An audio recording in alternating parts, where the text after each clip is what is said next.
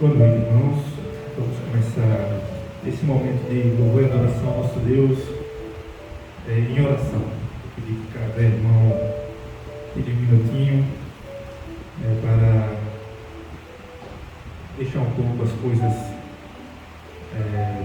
do mundo que estão ali fora, né, nos preocupando, tirando nossa atenção para realmente nos colocarmos diante de Deus e pedimos a Ele que nos dê um tempo precioso em Sua presença, de adoração ao Seu nome e de aprendizado da palavra dele.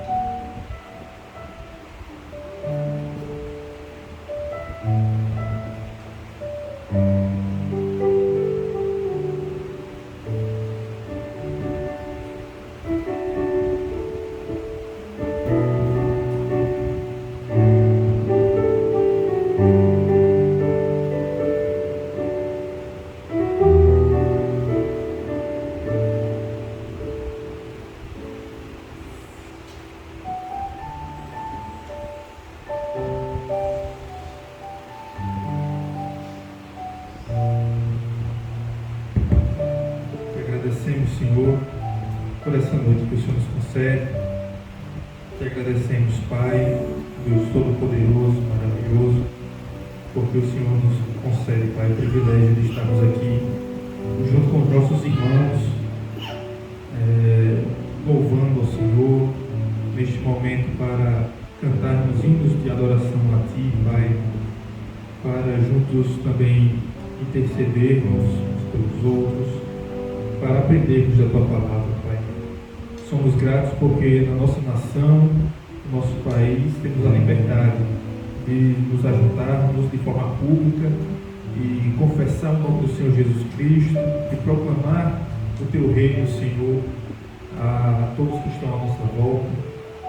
Que pedimos, Senhor, por esse bairro, que as pessoas que estão aqui ao nosso redor tenham a oportunidade de ouvir a Tua palavra, tenham a oportunidade de serem tocadas pelo Seu Santo Espírito, Pai, para que possam entender a necessidade de todo homem de se aproximar de Ti, Pai. Pois sabemos que todos nós somos pecadores, falhos e não temos mérito nenhum, Pai, para nos aproximarmos de Ti. Mas por meio do Teu Santo Filho, Jesus, morto na cruz do Calvário, pagando alto preço de sangue, podemos nos achegar a Ti, Pai. É somente pela Tua obra, é somente por meio do trabalho que Tu fizeste, Pai. E a nós cabe apenas aceitar esse tão grande sacrifício e viver de forma a agradecer ao Senhor por tudo isso. E pedimos por esse momento, cada louvor que vai ser entoado, que tudo aqui seja para a honra e glória do Teu nome. Em nome de Jesus. Amém. Vou pedir aos irmãos que abram suas Bíblias no Salmo 90. E aqueles que puderem ficar em pé para lermos esse salmo.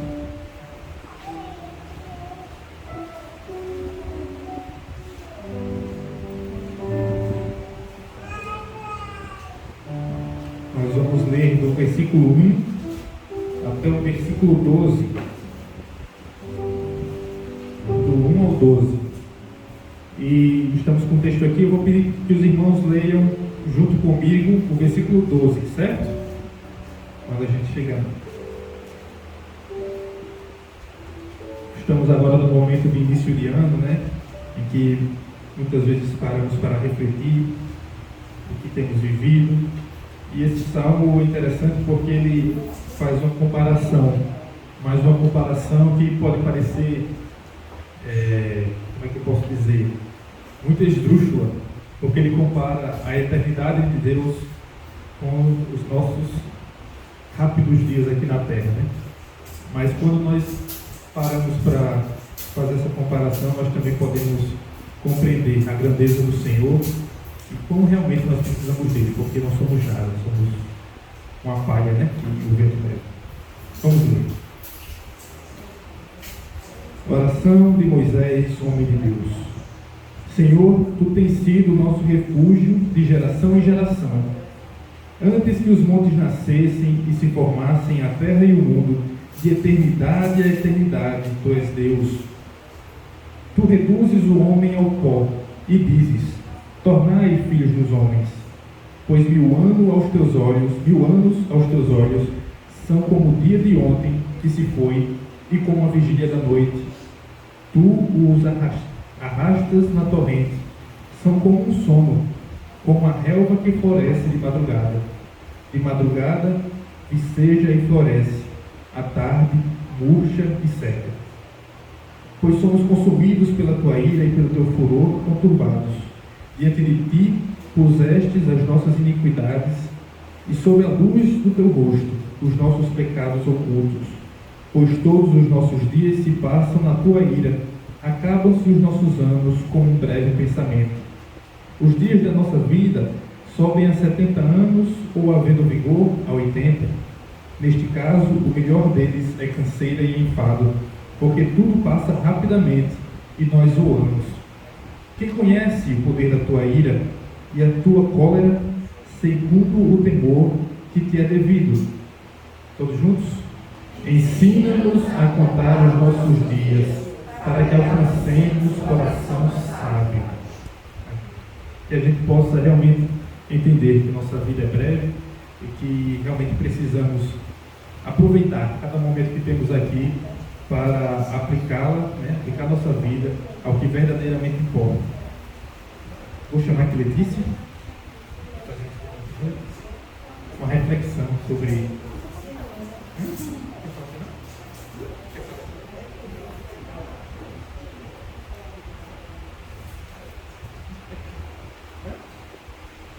Nós acabamos de ler um salmo que ele fala realmente sobre.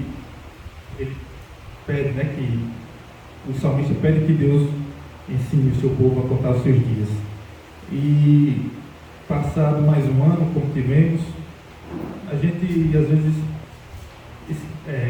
muitas pessoas param para refletir sobre o que aconteceu nesse ano e planejar o próximo. E hoje nós vamos fazer algumas perguntas aqui, que é para reflexão de cada um de nós. Não precisa responder para a gente, mas é realmente para refletir, Então, você preparou aqui algumas perguntas. A gente refletir, certo? Não é para responder audivelmente, Cada um consigo mesmo. Há quanto tempo eu confessei a Cristo como Senhor e Salvador da minha vida? Como era o meu envolvimento na obra, no início da minha caminhada com Cristo? Do que eu mais gostava de fazer ao trabalhar na obra do Senhor? O meu relacionamento pessoal com Deus envolvia práticas? O que me impulsionava a tentar fazer mais para a obra dele? Então, que a gente possa refletir ao longo do culto, nos louvores, tudo que estivermos fazendo, sobre como era nosso amor ao Senhor no princípio, Quando a gente conheceu Ele. Como a gente também demonstrava esse amor no serviço a Ele, na sua obra.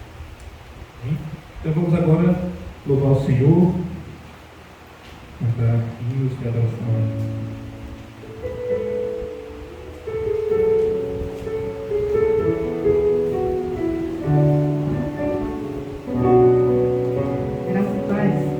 Se você puder ficar em pé, fique em pé. Se não puder, fique. Mas se puder, fique em pé. Não está com mais de boa, soltar fora.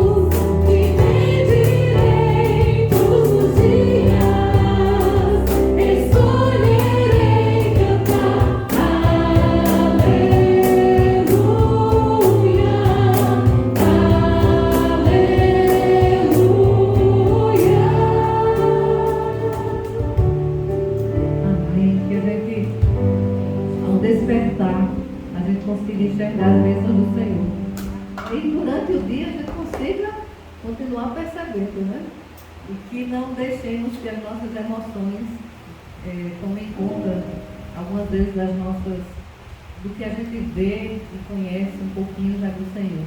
Hoje, Larissa está dizendo, mãe, a senhora se irrita tão fácil, né? Eu digo, porque de repente assim, meu temperamento é muito. Aí de vez em quando alguém precisa dizer, ei, né? Acalme. Quem é muito ativo, de vez em quando está precisando de alguém que diga, calma, né? E a gente tem que estar percebendo sempre as bênçãos do Senhor, a misericórdia dele todos os dias, em cada momento em nossas vidas.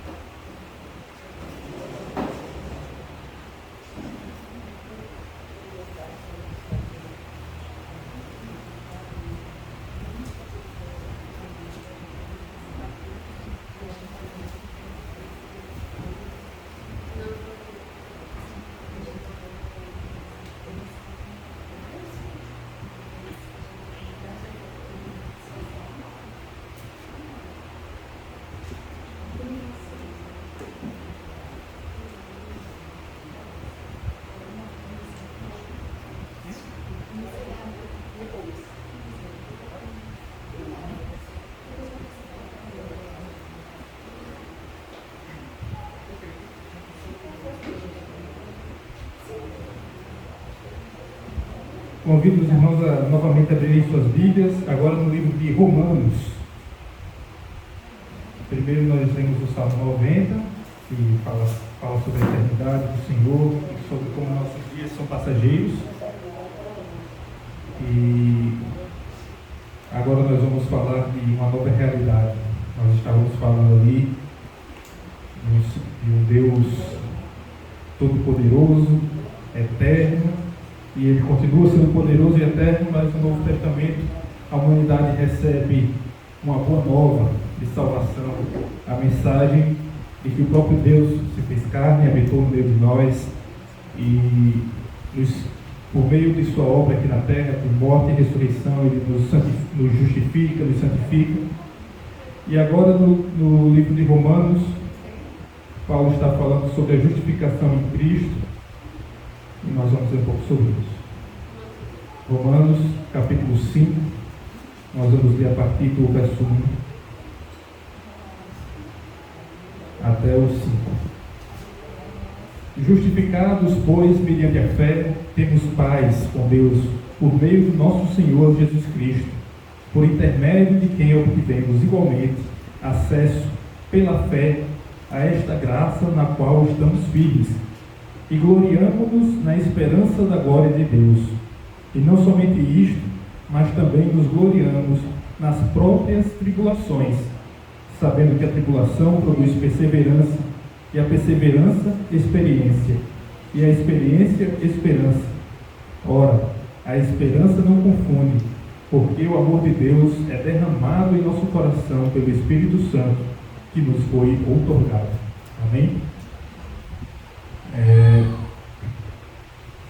Interessante que Jesus, à medida que Ele chama seus discípulos e a nós também nos nossos dias, Ele afirma que aquele que vai segui-lo deve tomar sua cruz. Ele também nos adverte que no mundo teremos aflições, mas Ele diz, tem bom ânimo, né? Porque eu venci o mundo. E ao longo dos anos, cada um de nós, independentemente de como estávamos, como a gente falou no início, no nosso início de caminhada com Cristo, nós vamos passando tribulações. Mas Paulo aqui, ele fala um efeito que essas tribulações que nós passamos ao longo da vida, ela causa em nós. Ela produz o quê? Perseverança, né? E essa perseverança, à medida que a gente vai lutando contra as tribulações que surgem e confiando no Senhor, ela também vai nos trazendo experiência, né? Essa experiência vai aumentando nossa esperança no Senhor, nossa fé nele, né? Então, o que se espera de um crente que está caminhando com Cristo é que a gente possa se tornar cada vez mais experiente. E agora eu vou chamar a Letícia para fazer novas perguntas. Gente, essas perguntas aqui são para reflexão pessoal, certo? Primeiro a gente perguntou, vocês pararam aí um pouquinho para lembrar de como era a sua vida cristã no início de tudo? E agora nós vamos fazer novas perguntas para reflexão pessoal. Vamos lá. Olhando hoje para o crente que sou, é semelhante ao que fui lá no início? Caso fosse me comparar ao cristão de agora, com aquele lá no início, em quem Deus mais se alegraria? Quais fatores significativos ocorreram para que a minha atuação na vida cristã viesse a mudar ou continuar? As minhas ações e obras na igreja, eles são reflexo do cristão que eu quero ser? Hoje em dia, eu faço planos para a minha atuação na obra do Senhor? O que hoje realmente é a prioridade na nossa vida? Eu posso repetir mais uma vez sobre isso? Tá certo. Então, Eunice agora vai fazer a participação.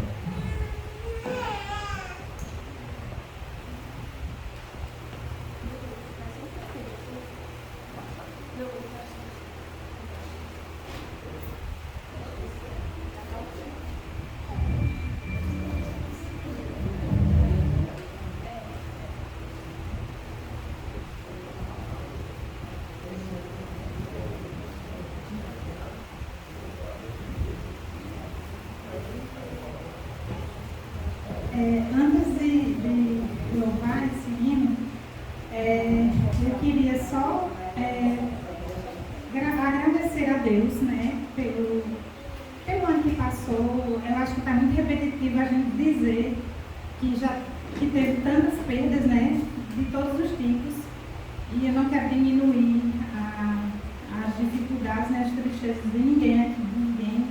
Todo mundo passou por dificuldades e passa, né?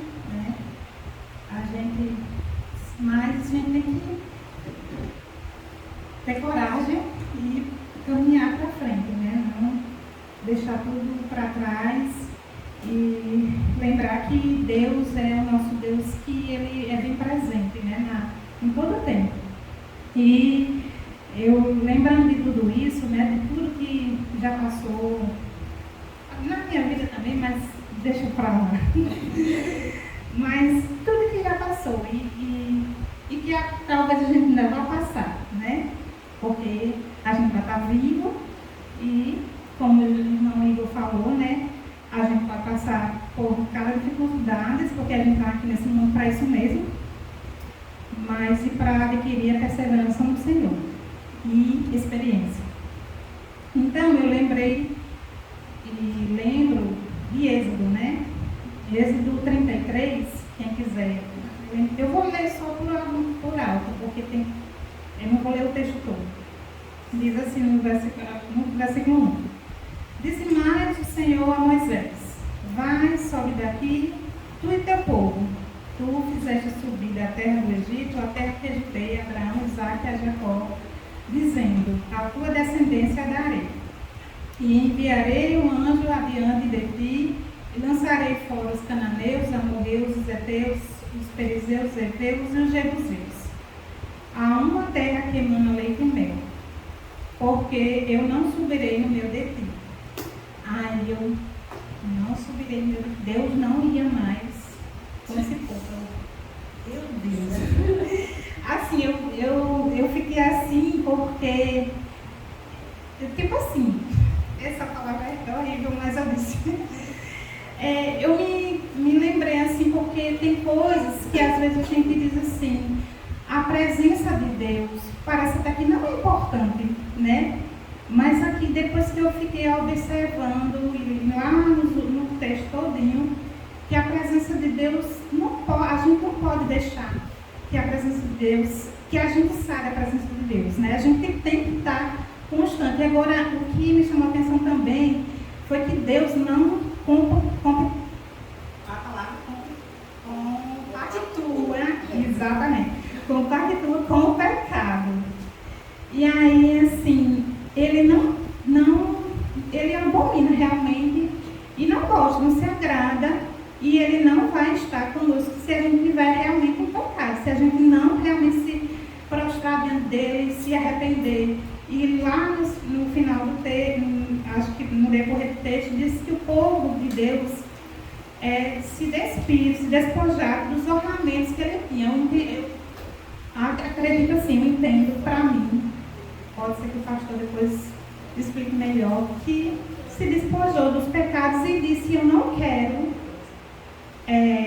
continuar assim, eu quero estar na sua presença, Senhor.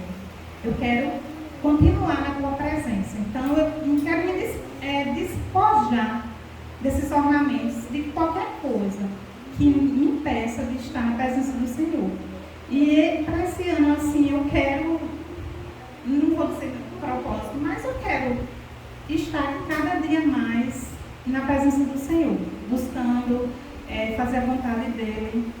Ainda que lá no caminho a gente caia, tem os percalços da vida que realmente a gente vai encontrar as dificuldades, mas eu não quero que Deus diga isso que ele disse para o povo: eu não vou com vocês, eu não quero ouvir isso. E assim, eu quero estar com Deus, eu quero e sei que realmente ele não sai, ele é muito misericordioso. Deus, eu conversando muito com a Saab, e eu sempre uns irmãos, né, que eu amo muito, e falando para eles que eu não desejo, ai de nós, né, se a gente se afastar da presença do Senhor.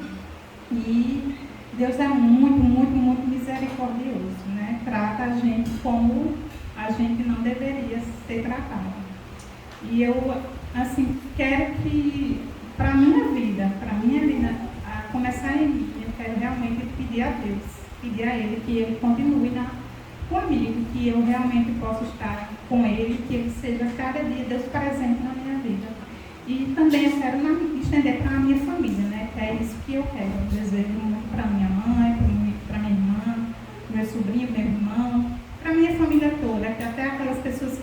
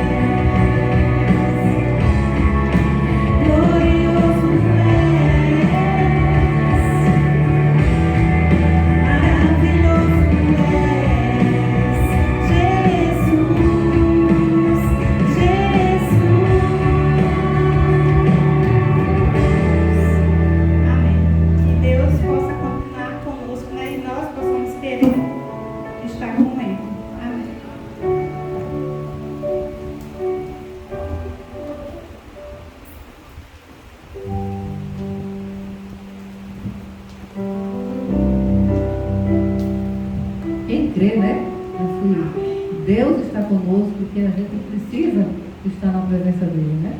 Vamos ficar em pé quem puder?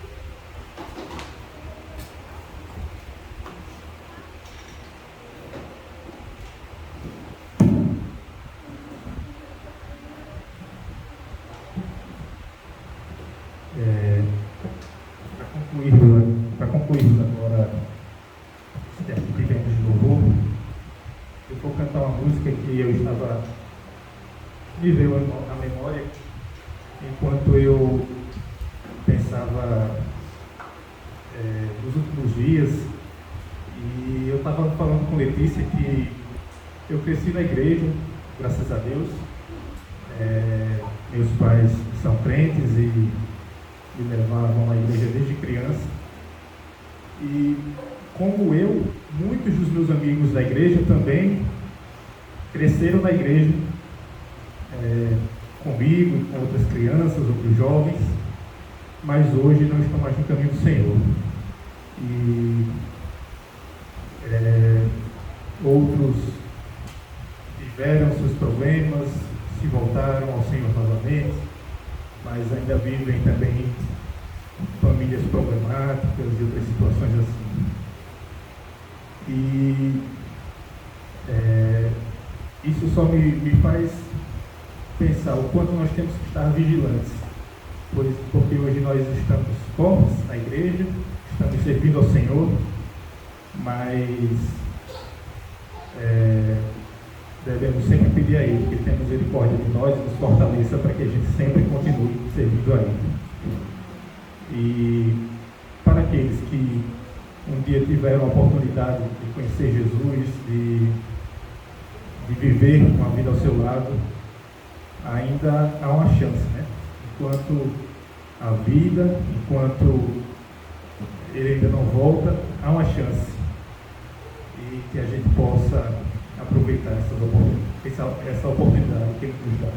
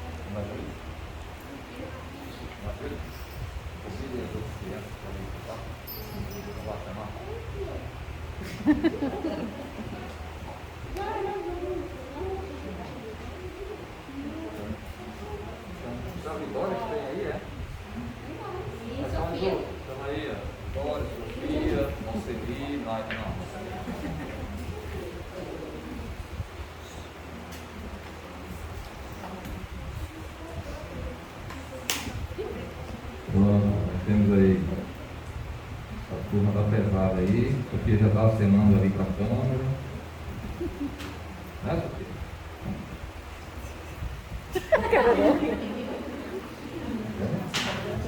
Estão fazendo já as poses dela.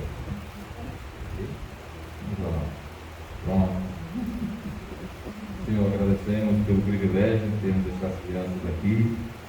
Rogamos por suas vidas, com integridade, física, tenham muita saúde e especialmente em sua vida espiritual, sejam conduzidos por seus pais, aqueles que são responsáveis por suas vidas, pela educação, para serem firmes, aprendendo as santas palavras e possam reconhecer logo Jesus como seu Salvador, terem vidas sejam produtivas, frutíferas, no nome do Senhor. Agradecemos por tudo, em nome de Jesus. Amém.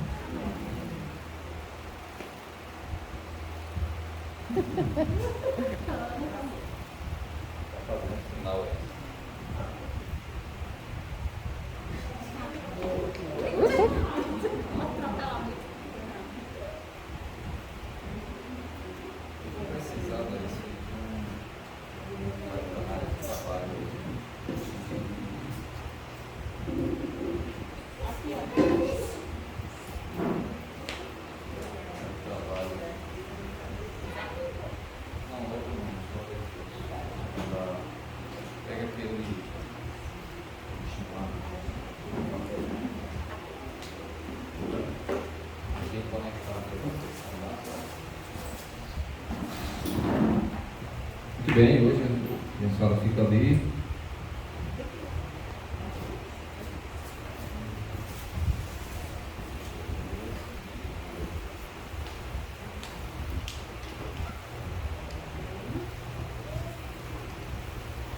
Quem puder abrir o livro de Gênesis, é o primeiro livro da Bíblia.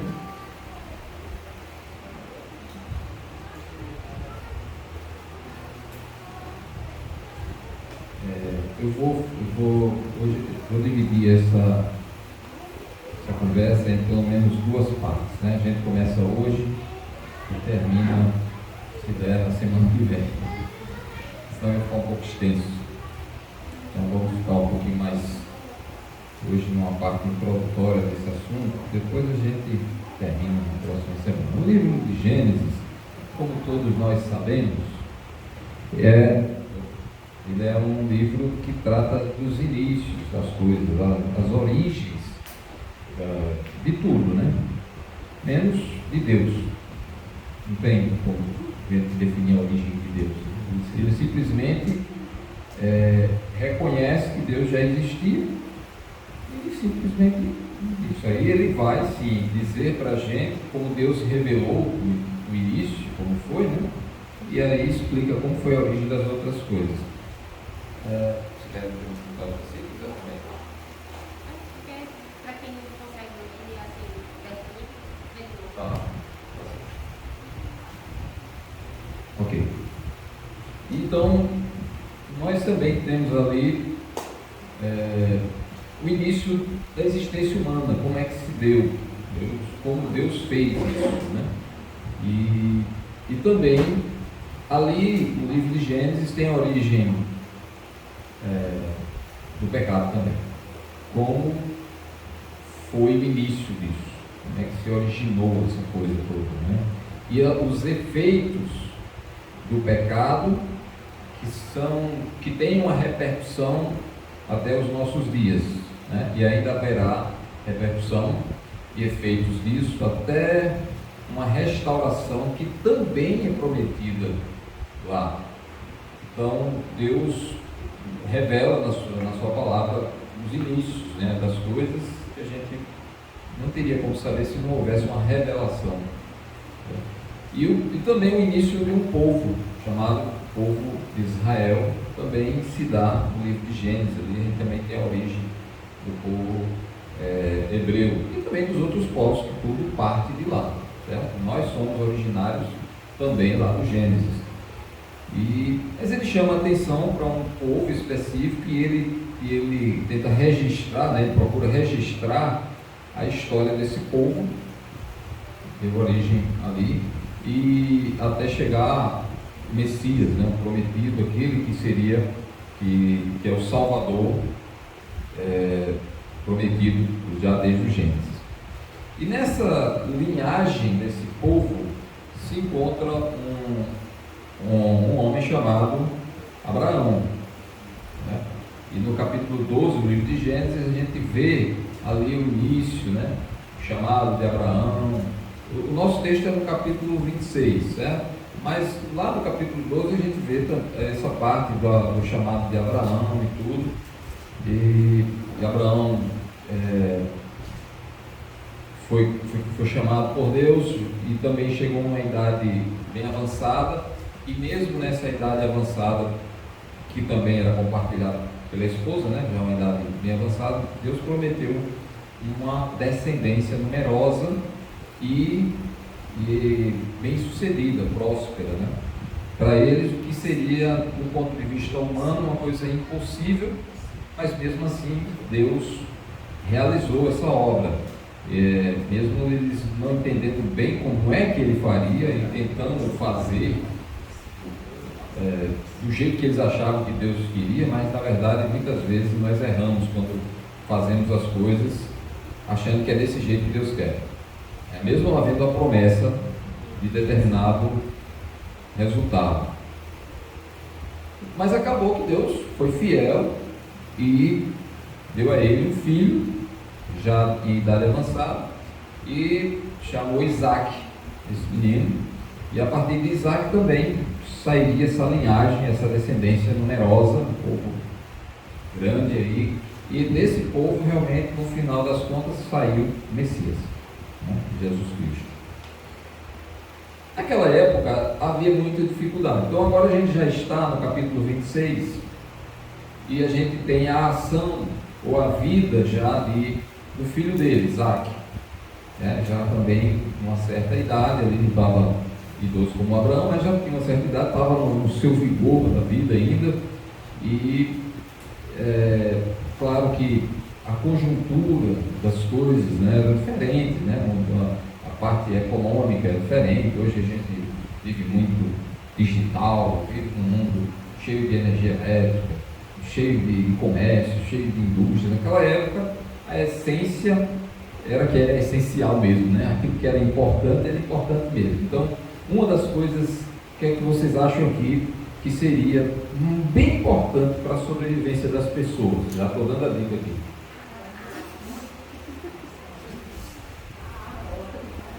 Então você já viu que eu sou um professor melhor do que a de Letícia, né? Que ela lança a pergunta e não quer nem dar a resposta. Eu já dou a dica, né? Sou um professor bonzinho, né? Faço a pergunta e já dou a cola, né? Então, havia uma preocupação muito grande com a água. A água era uma coisa importante para o povo. Era necessária, era essencial. Então, e eles não tinham muitas coisas, como hoje nós temos opções de profissões, de trabalho. Eles dependiam essencialmente da água para plantar, para eles beberem também, né? Os empregados, as pessoas da casa, quem tinha, para os animais e para as plantações. Bom, essa era a essência da vida deles. Naturalmente que outros serviços estavam agregados, associados, né? Tem pessoas que criaram habilidades, desenvolveram habilidades em trabalhar com pedra, com aço, né? Com ferro, e outras coisas mais, com música. Então outras coisas, outros serviços foram se agregando e montando toda uma estrutura e tal. Mas isso era muito importante. Eles viviam num lugar bastante quente, aquela região era bastante quente, bastante seca, muitos desertos, e eles dependiam, quando se chegavam em um lugar para se estabelecer, para morar, para viver ali, eles precisavam ter certeza de que aquele lugar tinha aquilo de que era fundamental para eles, a água. Precisava ter água. Nós vamos acampar nesse lugar, vamos viver aqui um tempo, uma temporada, ou nos estabelecer de vez aqui. Tem água no lugar? É importante saber. Se não tem água, a dificuldade aumenta, porque aí vai ter de arranjar essa água mais distante. Naquela época, carro-pipa não era também desse jeito, né? Ligar, manda um carro-pipa cheio d'água aqui que vai encher a nossa caixa d'água, não é assim. não era fácil. Então, eles precisavam de água. Então, uma das características que a gente observa tanto em Abraão como no filho dele, Isaac, é a característica de buscar água e cavar poços de onde eles pudessem retirar água. Então, é como se a atividade essencial, a vida deles, aquilo ali seria uma construção de vida. O poço era algo importante para a vida deles, porque era a partir dali que a vida fluía naquele lugar.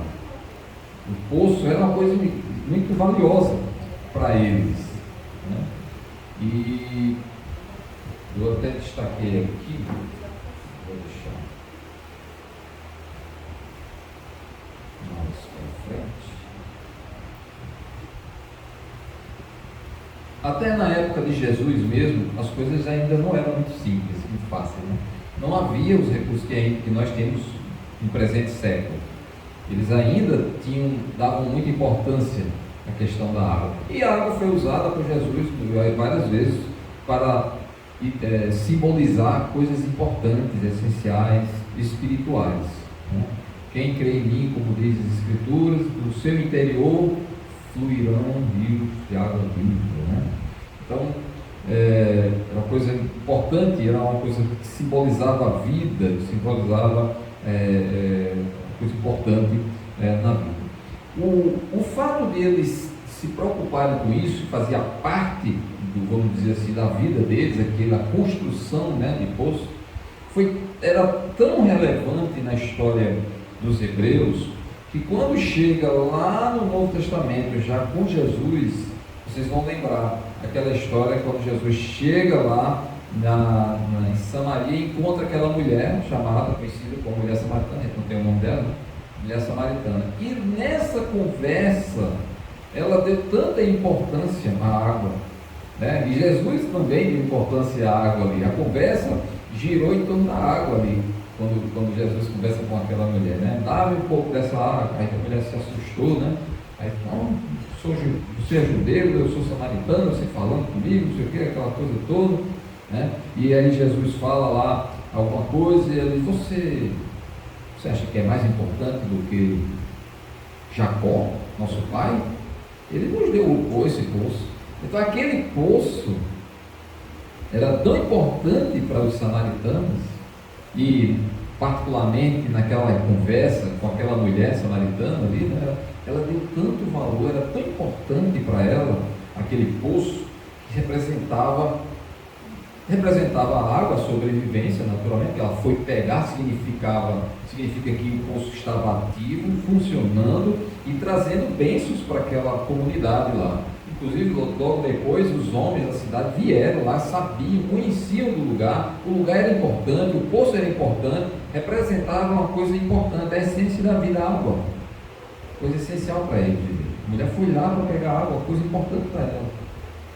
Mas além da água em si, tinha um fator histórico, um fator de uma construção de vida, de uma construção de uma nação, de um legado, porque ela reconhecia que aquele poço havia sido feito pelo pai dela, Jacó. O pai, quando fala, normalmente também fala o pai, os ascendentes, né? Os patriarcas, os primeiros, né? Que era o pai dela ali de primeiro grau, não. Era o pai dela, Jacó, que viveu centenas de anos atrás. Então aquele poço simbolizava não só a vida, o dia a dia, a essência, né, as coisas importantes para a sobrevivência, mas também representava um legado. O que os pais construíram e deixaram para os filhos, e deixaram para as futuras gerações, o futuro. Jacó talvez nem imaginou, naquela época que ele construiu aquele poço, que tivesse uma lembrança de uma samaritana lá na frente, que honrasse o nome dele, porque ele construiu aquele poço, e aquele poço foi deixado como um legado para as futuras gerações dele, para os filhos e netos, e chegou até aquela mulher samaritana. Está notando a importância de uma construção daquilo que a gente faz na nossa vida e que deixa para os outros, para o futuro, porque foi muito importante para a mulher samaritana. Eu não estou dizendo que ela estava certa em tudo que ela falou, porque ela questionou Jesus no início. Você é mais importante do que Jacó, nosso pai? Ela achou que não, a princípio, né? Até que Jesus demonstrou que era assim, ela era mais importante. Mas o que eu quero destacar era a importância. Jesus não anulou a importância do legado de Jacó, não anulou. Mas na hora de fazer essa construção, na hora de realizar coisas para deixar o legado para os futuros, as futuras pessoas, as futuras gerações, as coisas não são tão simples assim, as coisas não são tão fáceis assim. É bem verdade que Isaac, quando cresceu, né, foi crescendo, ele herdou coisas do pai dele, Abraão, que foi próspero naquela terra, naquela região ali. Ele herdou coisas. Agora, o tópico aqui que eu coloquei foi: existem heranças benditas e existem heranças malditas. Eu deixei uma pergunta para ficar pensando sobre isso. Tem coisas boas e tem coisas ruins que nós herdamos ou deixamos como legado para os outros. Existem coisas que nós deixamos que vão abençoar, serão bênção para os outros, e existem coisas que vão ser maldição para os outros. É uma coisa que eu fico pensando também. E aqui eu destaquei algumas coisas, né? Uma coisa boa que o pai deixou um legado bom, deixou o gado que ele cuidava, né? Ele prosperou bastante, Abraão. E Isaac certamente começou a cuidar também daqueles animais, né? Ele cuidava das pessoas que ele tinha como empregados, né? No entanto, existem algumas coisas que ele herdou e que me parecem inadequadas, e que isso foi repreendido por Deus, e Deus usou até pessoas que não eram da linhagem de Israel, não eram da linhagem de Abraão. Quando a gente vê o primeiro versículo, 26:1, né? Ela vai colocar aqui para quem tiver alguma dificuldade, né? Para ler, aí pode olhar aqui também, que está uma letra um pouquinho maior, né? A Bíblia diz que naquela região houve fome na terra, né? Seca, a região era difícil. A gente sabe que a gente na nossa região também passa por umas secas de vez em quando, né? Então veio fome, além da primeira vida nos dias de Abraão, né? Foi Isaac a Gerar, alguns pronunciam Gerar, não vou me preocupar, eu vou usar a pronúncia aqui, a portuguesada, certo? É Gerar, é uma cidade, um lugar, uma aldeia, um lugar onde vivia lá, avistar-se com Abimeleque, rei dos filisteus. Coloca aí, Larissa, tem um slide aí que eu coloquei, veja se você consegue projetar esse slide, que aí facilita aqui algumas coisas para os irmãos, né? Umas coisas que existiam, que eram bem comuns. Acho que tem que fechar o olho. Existia fome de vez em quando. A fome aí simboliza as dificuldades para a gente sobreviver, né?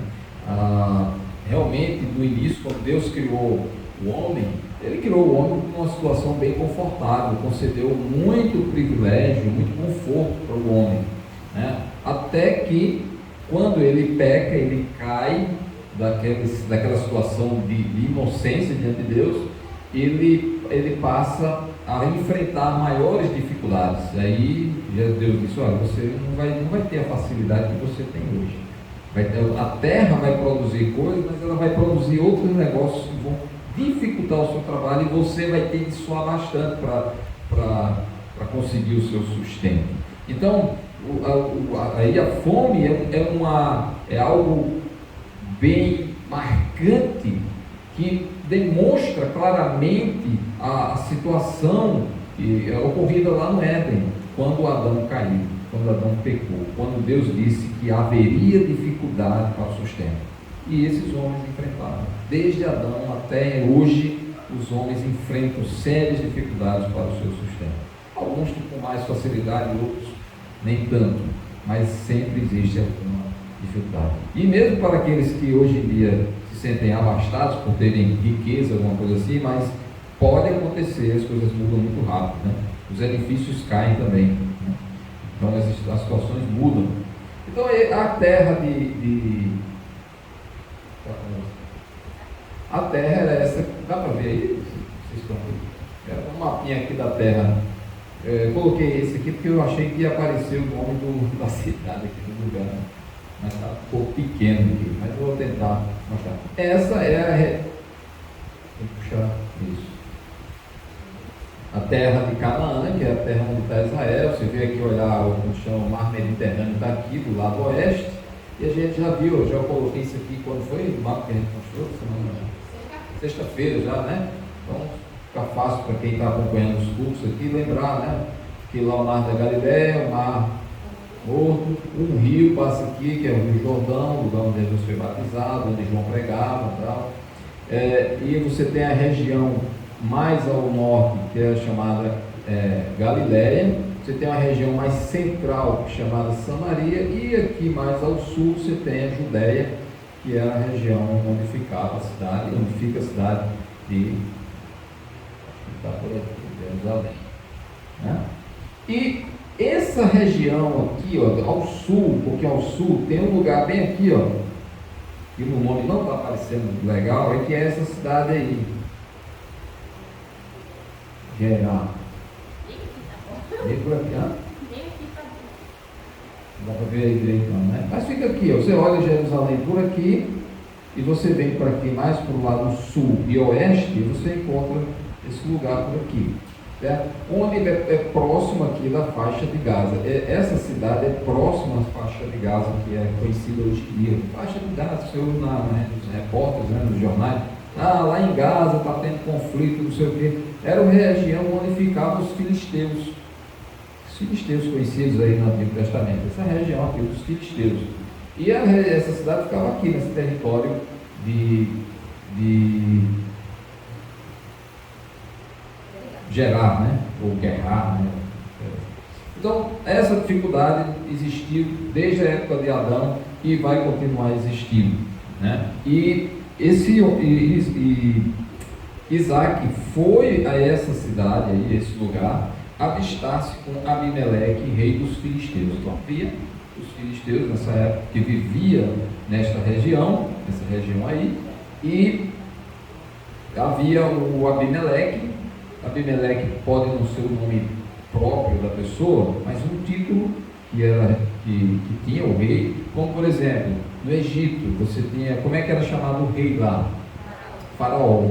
Então, você tem o faraó, aí tem um nome lá, Tutecão, não sei o que, tem um nome bem esquisito, né? Tem vários nomes, mas o nome de uma maneira geral era faraó, né? Era o imperador. Então, quando era o Império Romano, quem era o César? O Império Romano era o César.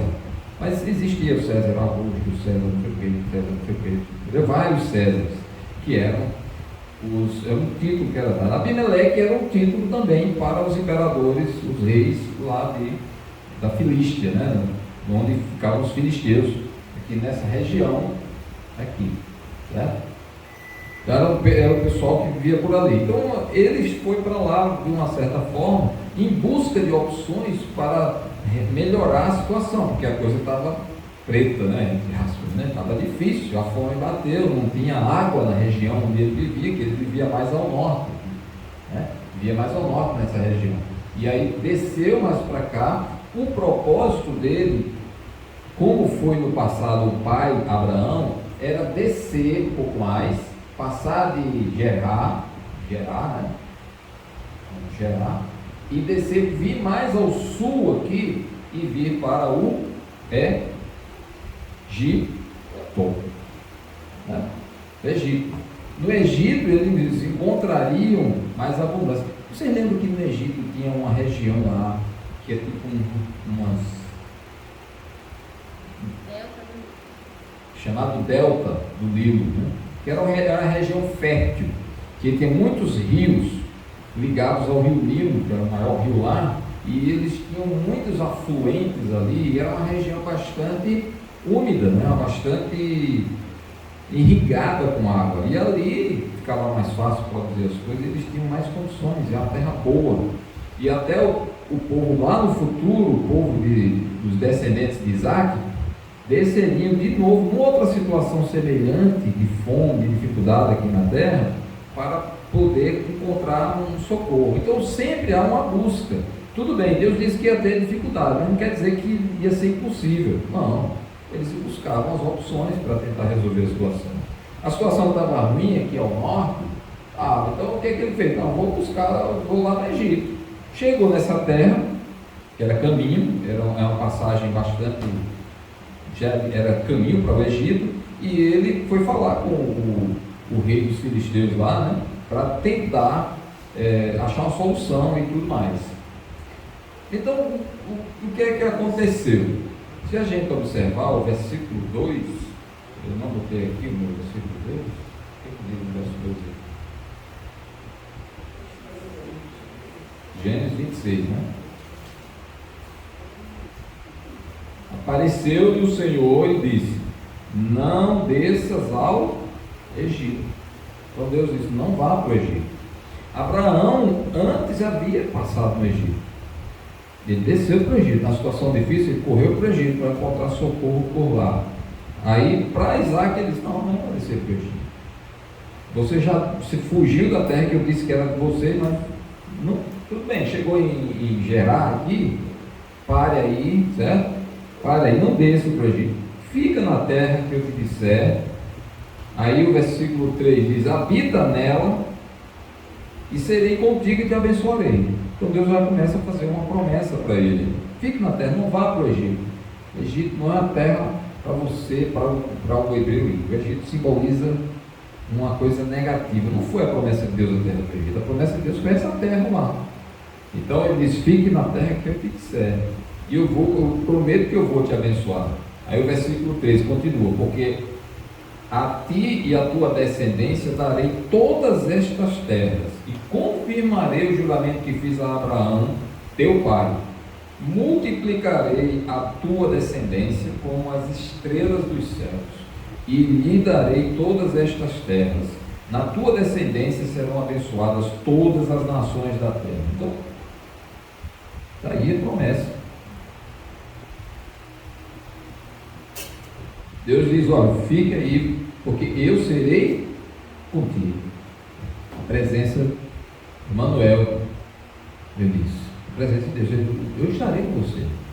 Você pode até nem ver, você pode até nem perceber, mas eu estarei com você. Agora você tem que ter confiança de que eu estarei com você.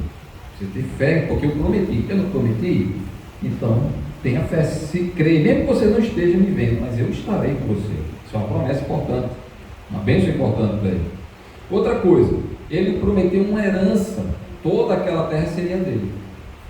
Não, Deus, mas é o Abimeleque, é o rei aqui, é o dono da terra. Não, nem se preocupe, a terra toda será de vocês, do seu povo, da sua descendência. Toda, os seus descendentes serão propriedade.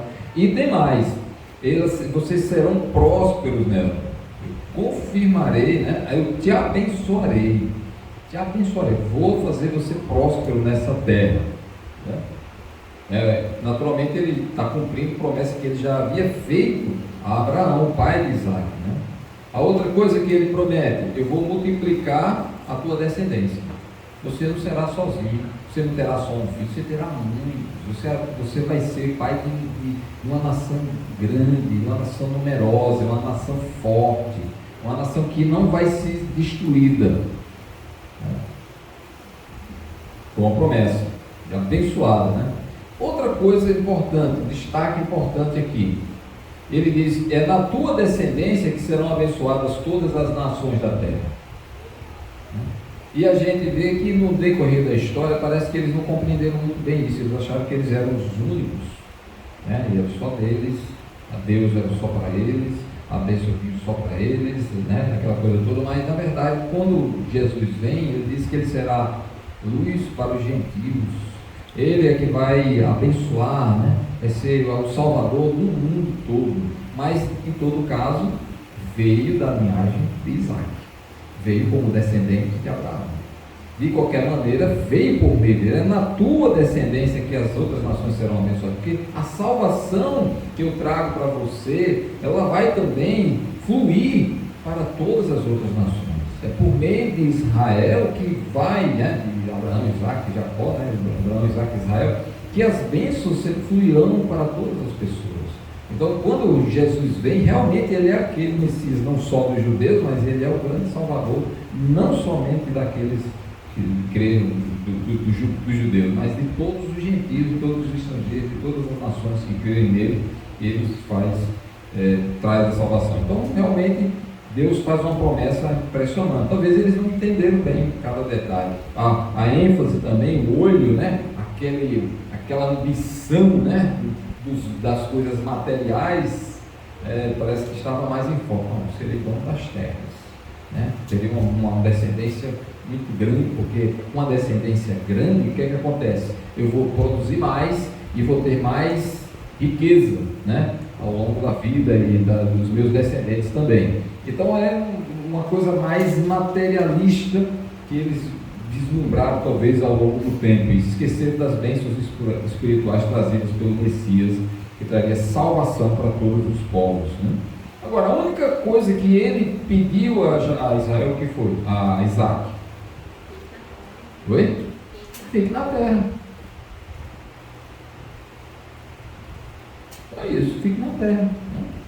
Ande nos meus caminhos, obedeça o que eu disser, acabou. Fique na terra. Só que o que aconteceu? Ele herdou também uma outra coisa. Ele saiu, já foi para Gerar, né? Do mesmo jeito como Abraão já tinha feito. Abraão já tinha ido para o Egito uma vez, depois foi para Gerar também. 2 vezes ele saiu da terra e foi para esses lugares. E também fez uma coisa que foi desagradável, foi errada. Quando ele chegou lá no Egito, ele mentiu para os egípcios. Ele disse que Sara, que era a esposa dele, era a irmã dele, né? Porque ele tinha medo de morrer. E se ele visse, como Sara era muito bonita, aí se vissem ele com Sara, ele disse: rapaz, eu quero ficar com essa mulher. Qual é o jeito? Não, ele é casado. Mata o marido, no instante resolve o problema, né? Aí ele tinha medo de que acontecesse isso. Ele disse: não, quero ficar vivo. Aí ele disse: não, é minha irmã. Aí ficou mais fácil, né? Ele começou a mentir. Aí Deus ainda livra ele lá, né? Quando chega aqui, Isaac faz a mesma coisa. O versículo 7 do nosso texto, ele diz assim: quando ele chega em Gerar, né? Gerar, ele diz: perguntando-lhe os homens daquele lugar a respeito de sua mulher, disse: é minha irmã. Mesma coisa que o pai fez, ele fez, pois temia dizer: é minha mulher, para que, dizia ele consigo. Ele que pensou: os homens do lugar não me matem por amor de Rebeca, porque era formosa de aparência. Do mesmo jeito como Sara era bonita, Rebeca também era muito bonita. E aí, se visse uma mulher bonita com o marido, eles matariam o marido para ficar com a mulher. E ele teve medo, mas isso tudo foi só na cabeça dele. E aí mentiu mais uma vez, quer dizer, mentiu como o pai fez, né? É uma herança aí que eu não sei, vou perguntar, é maldita, uma herança maldita, né? Às vezes fica passando de pai para filho as mesmas coisas ruins, né? E ele fez isso. E da mesma maneira como aconteceu com Abraão, aconteceu com ele, descobriram. A mentira não prosperou, descobriram. O texto aí do versículo 9 e 10 diz que Abimeleque chamou a Isaac, depois que ele descobriu que ele realmente desconfiou que ela era a esposa dele, né? Ele teve uma circunstância e ele acabou desconfiando disso. Aí ele chama Isaac, né, que estava vivendo lá na terra, e diz: é evidente que ela é tua esposa. Como, pois, disseste, é minha irmã? Respondeu Isaac: porque eu dizia, para que eu não morra por causa dela. Aí Abimeleque diz: que é isso que nos fizeste? Versículo 10, né? Facilmente algum do povo teria abusado de tua mulher e tu atraiu sobre nós grave delito. Então o Abimeleque, ainda que não fosse diretamente associado à crença em Deus, no Deus verdadeiro, ele ainda tinha temor e tinha uma moral, né? Uma ética, uma conduta ética que mostrava que aquele comportamento era errado. Você mentir, dizer que a sua esposa não é sua esposa, é a irmã, era uma mentira, aquilo não era agradável. O senso comum não deixa aceitar, não permite aceitar isso, porque isso traz efeitos danosos, cedo ou tarde, né? Ele quase perdia a mulher e talvez a própria vida. Então, Abimeleque foi sensato, uma pessoa ética, e disse: isso está errado, eu ia fazer, de repente, se eu tomasse ela por esposa, ou outro da terra tomasse ela por esposa, já que você disse que ela era sua irmã, a gente poderia estar cometendo um erro, que era casar ou ter uma esposa que já era casada. Olha a confusão. Então isso seria eticamente errado, e eles entendiam isso. E eles acreditavam que traria consequências para o povo esse tipo de erro.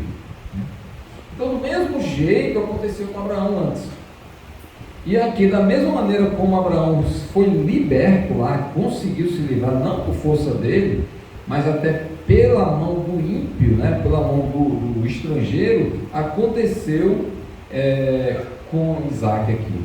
E deu esta ordem a todo o povo, Abimeleque, né? Qualquer que tocar, versículo 11, que tocar a este homem ou a sua mulher, certamente morrerá. Então Abimeleque foi firme e ainda protegeu ele. Então, a vergonha era de perceber que um homem que era crente, aquele que segue a Deus, aquele que crê em Deus, aquele que recebe a orientação de Deus e tem a palavra de Deus guiando sua vida, é de uma linhagem escolhida por Deus para ser bênção para as outras nações, e ela é envergonhada por conta do pecado.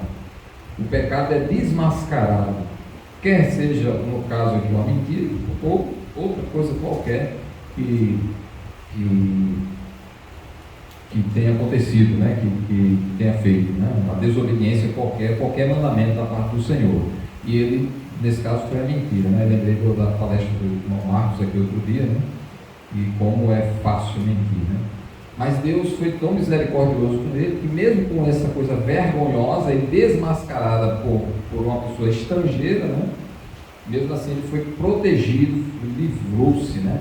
Até porque Deus prometeu que estaria com ele, a bênção de Deus estaria com ele, Deus estaria com ele, Deus iria abençoá-lo, Deus iria cumprir suas promessas, né?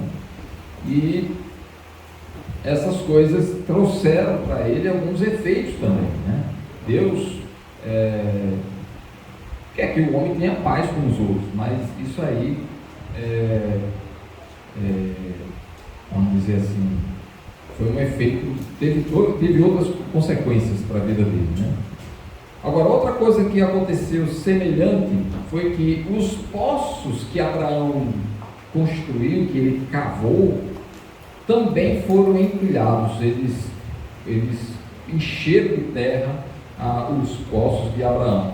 E aqui, versículo 18, mostra que os poços que Isaac também cavou, teve o mesmo fim, né? E tornou Isaac a abrir os poços que se cavaram nos dias de Abraão, seu pai, porque os filisteus os haviam entulhado depois da morte de Abraão, e lhes deu os mesmos nomes que já seu pai lhes havia posto.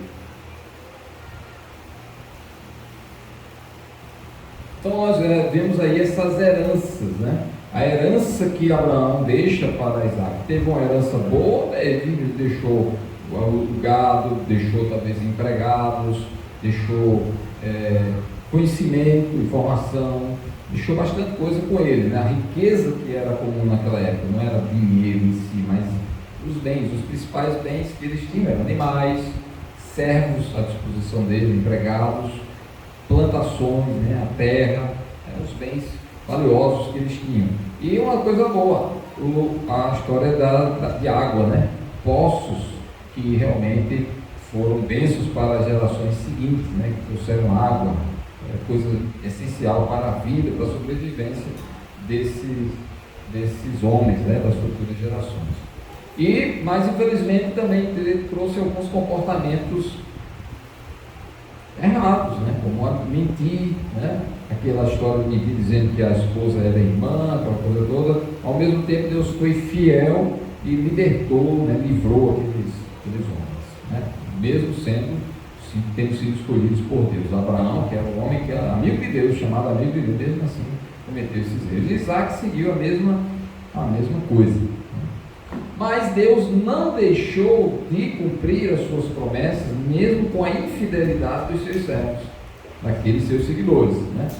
E a gente vê rapidamente aqui, no versículo 11, por exemplo, né? Como Deus demonstra isso, na história demonstra como Deus foi fiel. Então, o versículo 12, ele diz que Isaac semeou naquela terra. E, quando foi? No mesmo ano, recolheu 100 por 1, porque o Senhor o abençoava. Era uma coisa inesperada isso. Você planta 1 e recolhe 100. Difícil.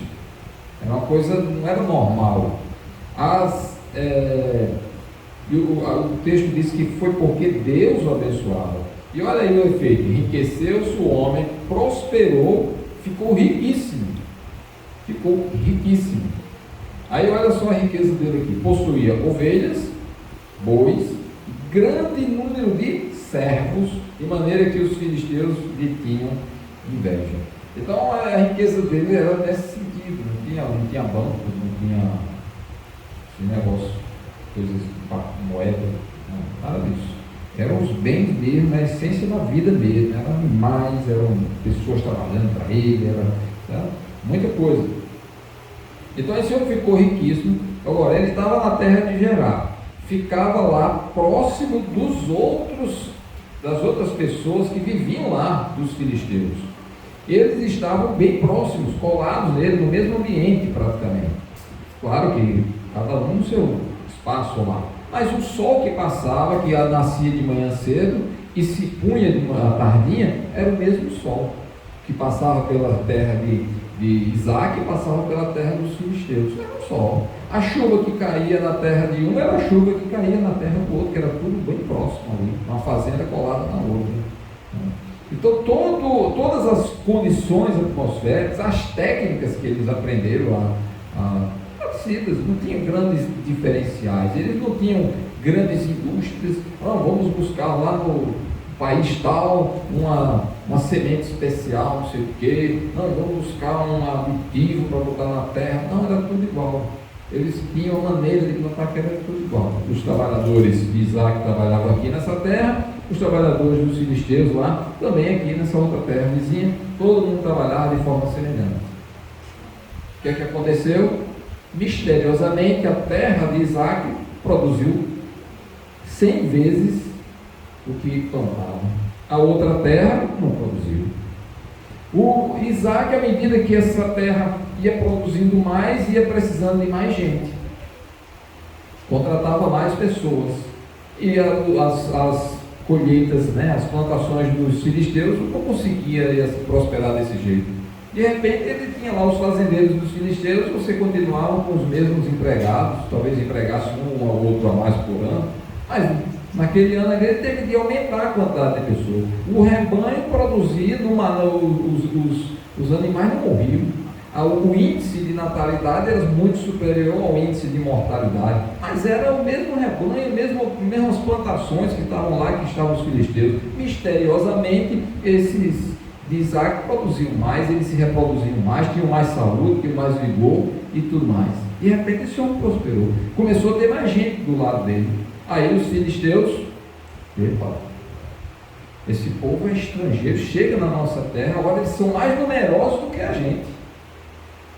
Olha, as coisas podem acontecer, as coisas desse tipo podem acontecer, de tal maneira que tiveram inveja. Essa é uma coisa também séria, né? Então a gente vê as bênçãos de Deus claramente evidenciadas aí nos resultados da plantação, na quantidade de trabalhadores que aumentou para poder dar conta de todo o trabalho, né? Então eles perceberam, eles mesmos perceberam isso, e os filisteus, os vizinhos ali daquela região, também perceberam o sucesso que os hebreus estavam tendo com o seu trabalho, né? Estavam sendo que eles estavam sob as mesmas condições, né? E eles não suportaram isso. Às vezes isso é muito ruim, a gente não poder suportar que alguém seja beneficiado com alguma coisa, que alguém seja abençoado com alguma coisa, que alguém prospere mais do que a gente. Às vezes é difícil da pessoa suportar isso. Então a inveja vem com aquele desgosto, né? Aquilo que é provocado porque o outro está mais feliz, o outro teve uma notícia boa, o outro prosperou um pouco mais, né? Ou então porque você queria aquela prosperidade que não veio para você. Isso é um sentimento muito ruim, que causa alguns transtornos na vida e que fazem a gente fazer coisas piores, né? Que vão prejudicar mais ainda a vida da gente. Sempre o princípio de Deus é ter o contentamento com aquilo que Deus nos dá. Se Deus nos deu aquilo ali, vamos estar contentes, felizes, graças a Deus, é isso que o Senhor nos deu. Se eu puder conseguir mais, ótimo, mas de uma maneira justa, honesta, naturalmente, legítima, mas se não, seja feliz, aproveite aquilo que Deus lhe deu, curta aquilo que Deus lhe deu, né? Mas a inveja, ela mexe com a pessoa, ela deixa a pessoa infeliz com a felicidade dos outros, né? E aí vem outros efeitos, vem outras consequências, né? Então isso faz a pessoa fazer coisa errada.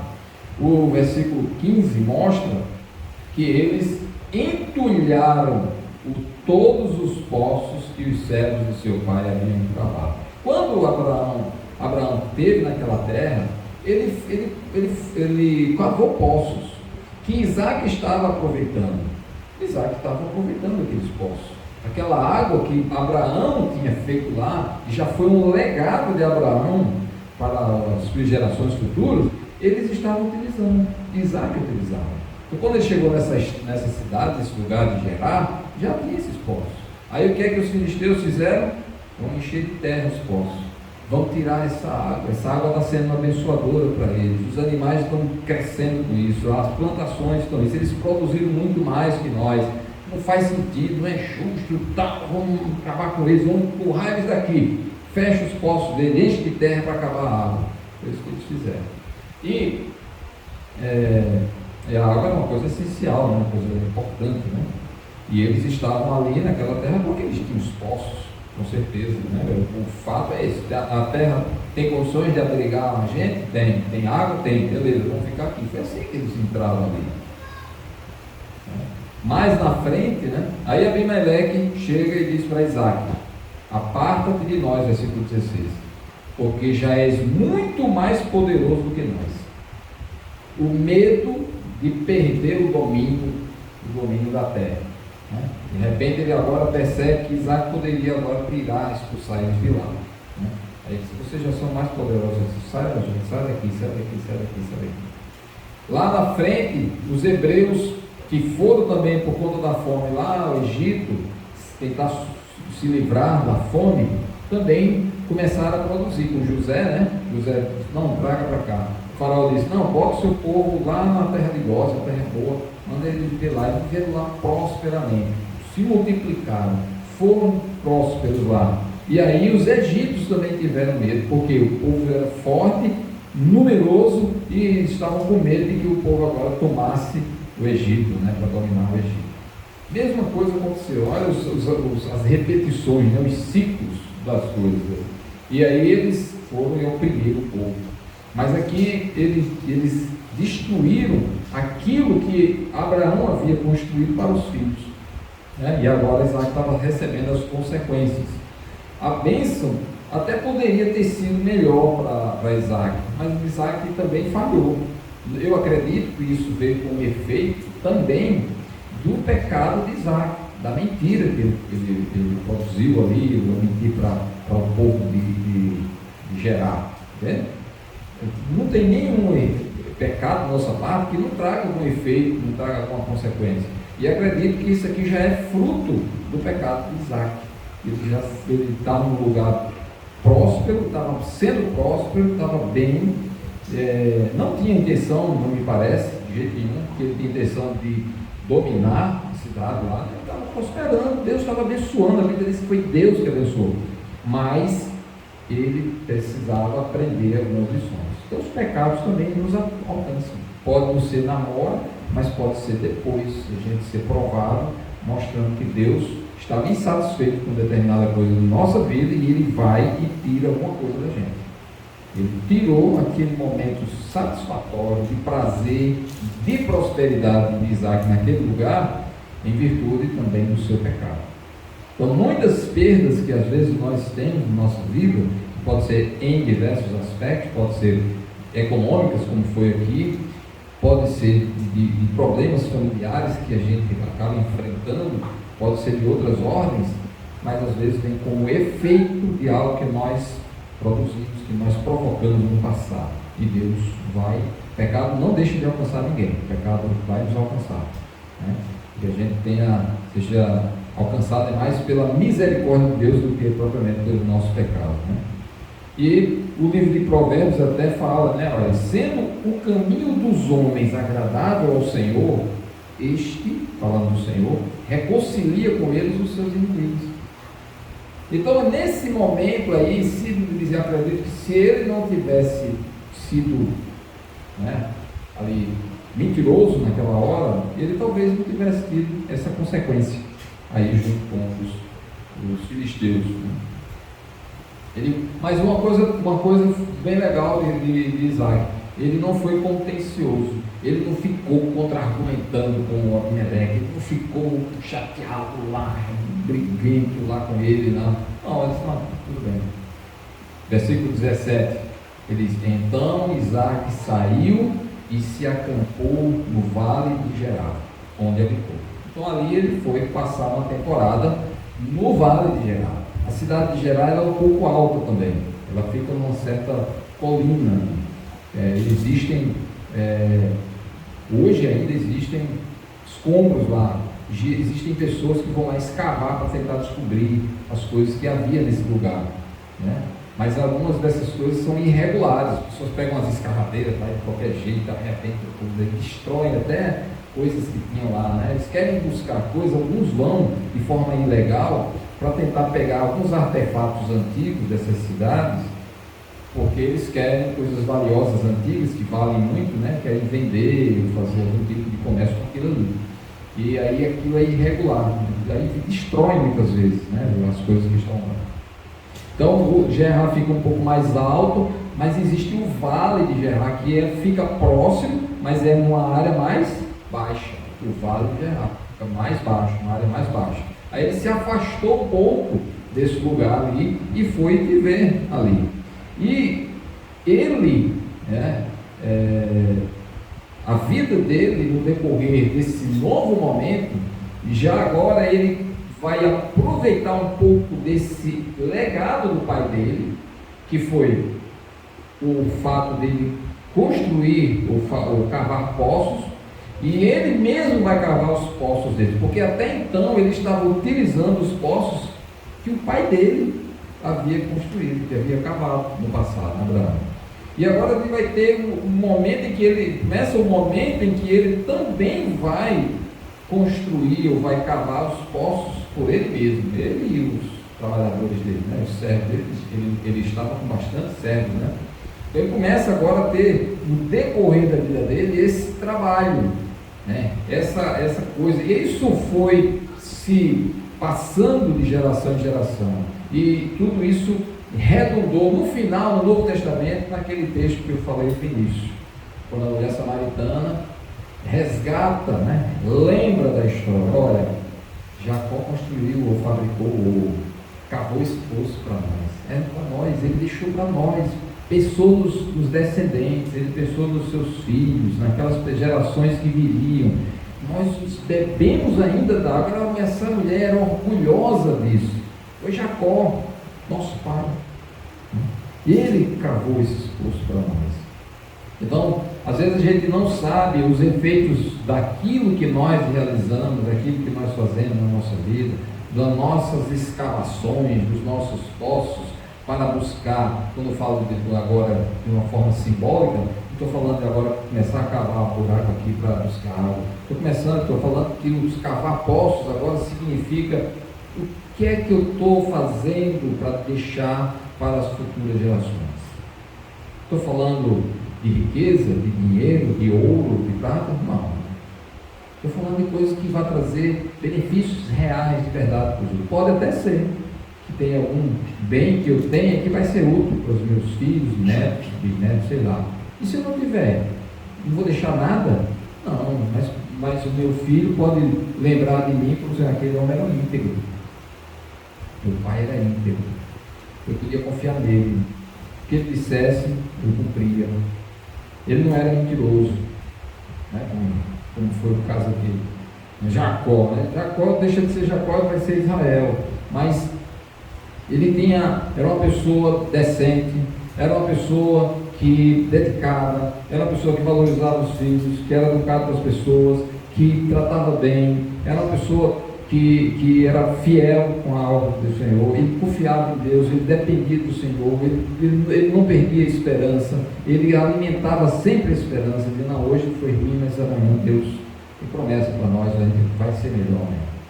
Tem muitas coisas que nós podemos deixar como legado, poços que nós vamos cavando, que vão sendo deixados, vão ser úteis para nós, tem que ser, claro, mas que vão servir para as futuras gerações. O que nós vamos deixar? O que nós vamos deixar para os outros?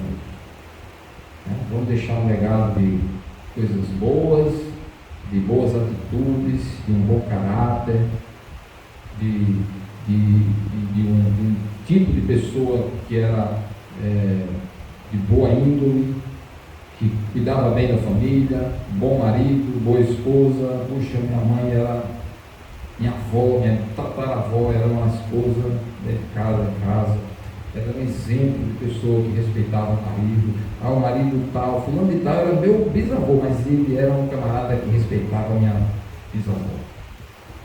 E a gente tem a história dele, as pessoas falavam bem dele, que era um dedicado ao Senhor. A gente não via ele fazendo besteira por aí. Eu estava em casa, estava no trabalho, estava na igreja. Fazia isso aqui.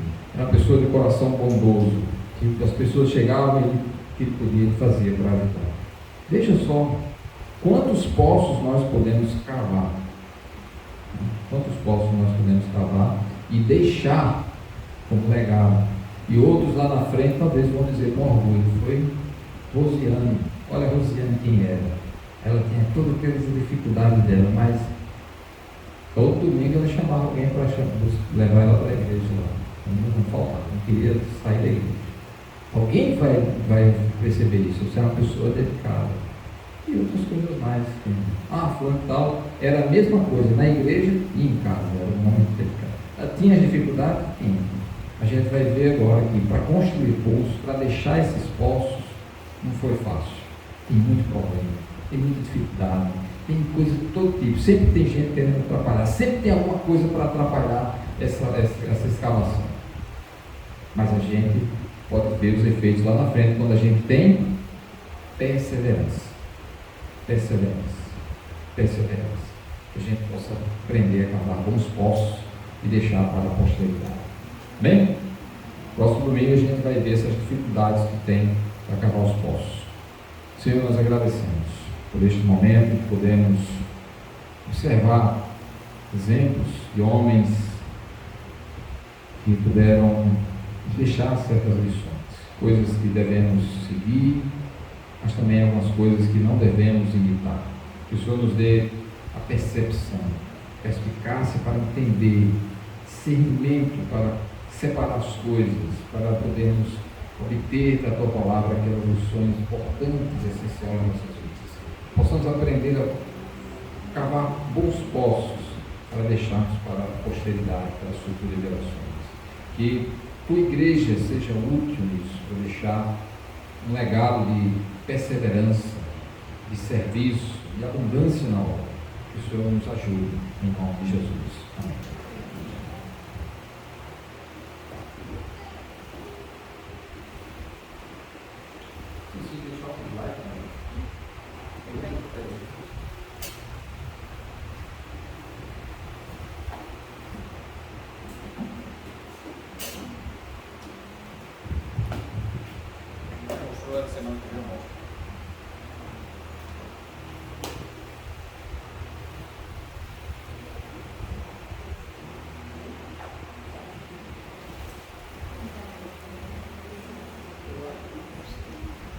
Ele deixou,